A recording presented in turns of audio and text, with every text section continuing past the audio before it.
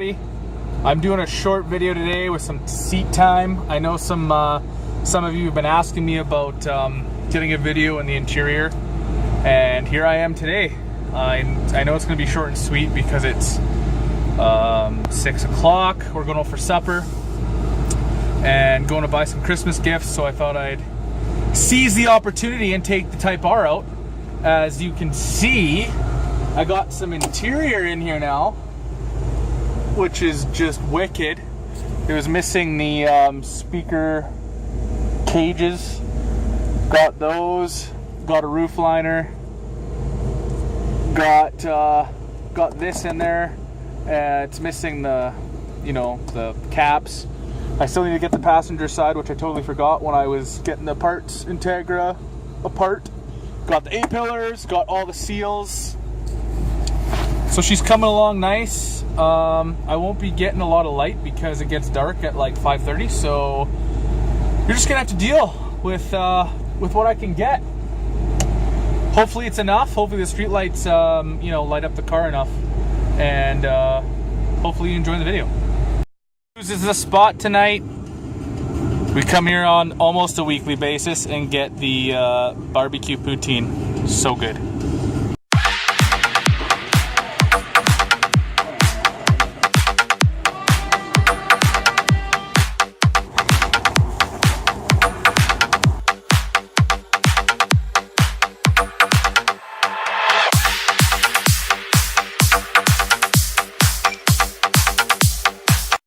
So after getting our stomachs full, we decided to take the car the long way to the car wash, because the car wash is not that far away from our house, and put some miles on the Type R.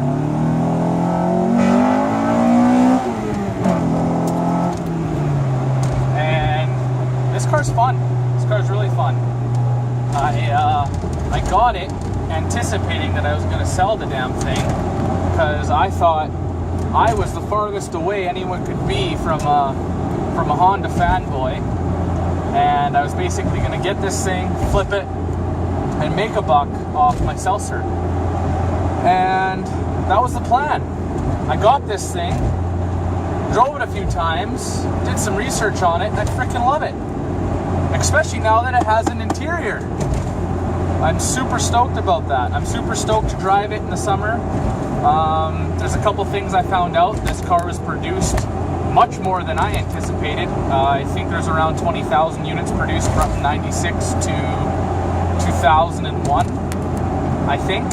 And this car is the lightest of all the Integra Type Rs. This is 2,300 pounds, give or take. And in comparison to the USDM Integra Type R, this has 11:1 compression, whereas the USDM has, I believe, 10.6:1 compression. And this has 3 more horsepower than the USDM model. So right now, this car is bone stock, with the exception of a DC Sports intake. And you can sure hear that thing kick in. And I got my little F1 LED lights here telling me when to shift, which is really cool. I really like them. I almost want them in my Supra now. But I just wanted to show you guys how cool this car was. And now that it's has 90% of the interior back together, it's somewhat of a streetable car. Before, there's no way I would have brought this thing to work in a dress attire with the kind of job that I have, driving to work in this thing. People would look at me funny, but not like I would care. But now at least they can't see the parts that it doesn't have. It still doesn't have a carpet, and it still doesn't have the rear plastics and carpet.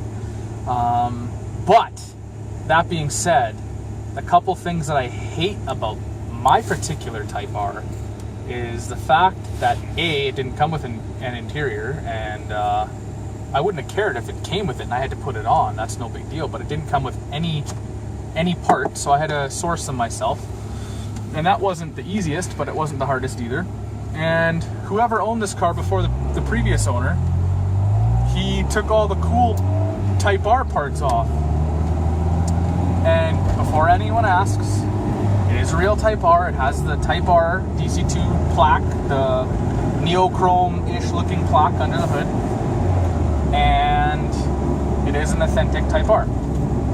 But it doesn't have the Type R strut bars that it came with front, rear under brace, and the back. So I ordered the front one so far. It's the only one I've been able to track down abundantly anyway. There should be a lot of them floating around because they produced 20,000 of this car apparently, whereas the USDM they only had about 2,000. And most of my interior is together, but it's one piece is falling off on my ashtray piece, so I ordered a whole new piece for that, and I'm basically restoring this thing. Oh, another thing I hate is the damn key. The key is a cool key like an STI has. It's like a special titanium Type R key or whatever, but it's chipped. So to get it cut and get it properly cut and you can use it properly, you have to have a chipped key from Honda. So that's the crappy thing.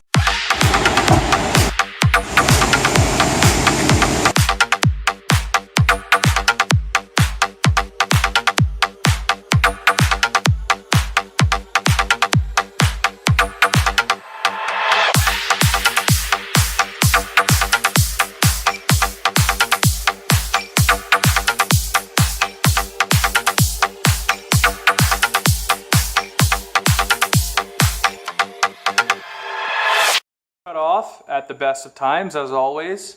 Now that the car is washed and clean, parked it in the garage. It's going to stay here for a bit anyway. But there is a few more points I wanted to get to. I wanted to show you the key. Hopefully you can see that.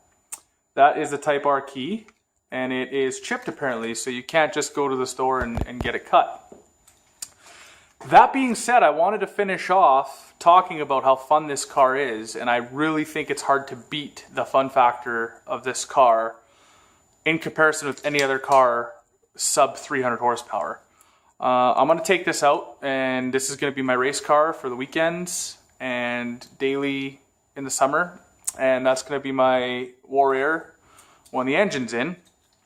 So I'm really going to put this car to the limits. The nice thing about it is that you can bag the crap out of it and it's still going to come home at the end of the day in most cases. I tend to leave it fairly stock. It has a Type R exhaust on it already, obviously it's Type R, and the intake, and it actually has a lot of power. It has about 200 horsepower at the crank, and it only weighs 2,300 pounds, so do the math, and you got a decent amount of horsepower per pound anyway out of the car. So I'm excited. It is funner than the Miata that we had in the sense that it's way faster. I love the Miata with the top down, and it was still a go-kart. But this car is way more race bred, and you can feel it in this car. So I'm excited. Summertime, I'm going to be at the track as much as I can with this thing, while the Supra is getting the transplant, the heart transplant with the engine that's sitting right there in front of me. And hopefully I'll get a lot of footage with this thing in the summertime. This and maybe the RS, that'd be a cool video, cool comparison. And hopefully that'll be done. So I hope you enjoyed the video, and as always, please like and subscribe.